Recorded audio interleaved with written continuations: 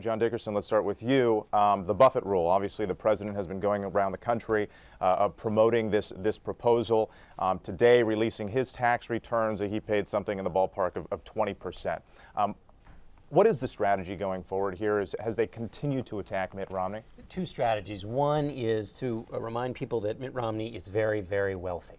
If this is going to be an election, as the president wants it to be, about a choice, they want it to be about the rich guy who is out of touch with regular Americans and the way they go through their lives versus this president who they think does much better with people who, when you ask them who cares about the problems of people like you, Barack Obama does a lot better than Mitt Romney does. So that's the overall thing. He's a rich guy, but as a policy matter, what the Buffett rule does is basically says Republicans are so against any kind of tax increase, they are so sort of out of the mainstream of thought that they won't even agree to this basic act of fairness, that people who are extremely wealthy, who've done very well in the economy, should pay a little bit more. And so it's a fairness argument, again, making a choice, telling people if you want to make this election about who's going to give you the fairest shake in the future, Barack Obama's the guy.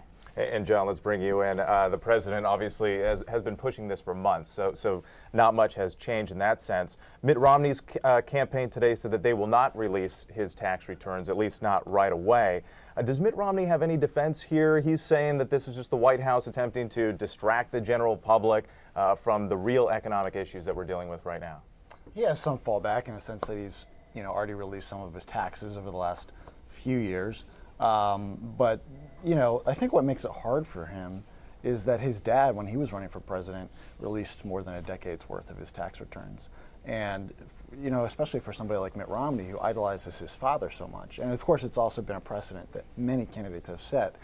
It kind of feels like the same sort of thing will happen here if they don't deal with it, probably by releasing them. That happened the first time with the few years of tax returns. It'll just be a slow drip, and it'll ebb and flow, but it'll just continue to dog him as a candidate.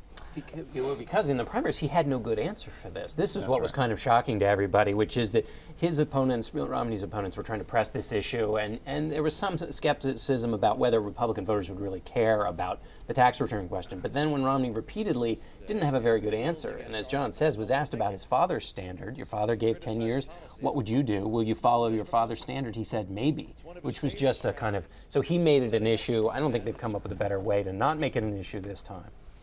So what's the timing then? When does Romney come out and release his tax returns?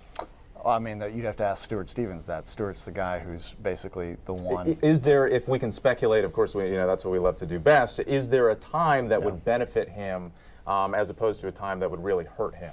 I haven't thought about the calendar. I mean, are there any, I guess this afternoon, maybe like 6 o'clock would be a good time. Right. I mean, I guess on a Friday before a big, like maybe during the Olympics when everybody's paying attention to something else while they're on their summer. Friday before July 4th weekend.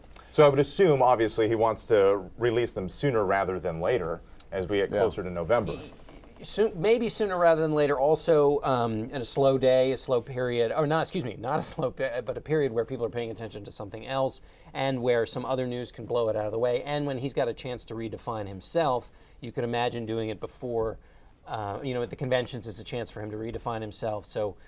Near an event that will hopefully overtake any news about the taxes. It's not just that he will show that he's incredibly wealthy, which people already know, but it will remind them. But there's also a question if you release returns in those years before he was thinking of himself as a presidential candidate, whether there are things on those returns about accounts that he used to get favorable tax treatment, which will show, certainly the idea is not anything illegal, but esoteric. And the idea that this is a guy who has 82 different accounts, and I'm making up that number. Swiss Everybody bank should be accounts. clear about, just things that are just not the way normal folk live their lives, and it will just highlight that, which is a main theme of the Obama campaign.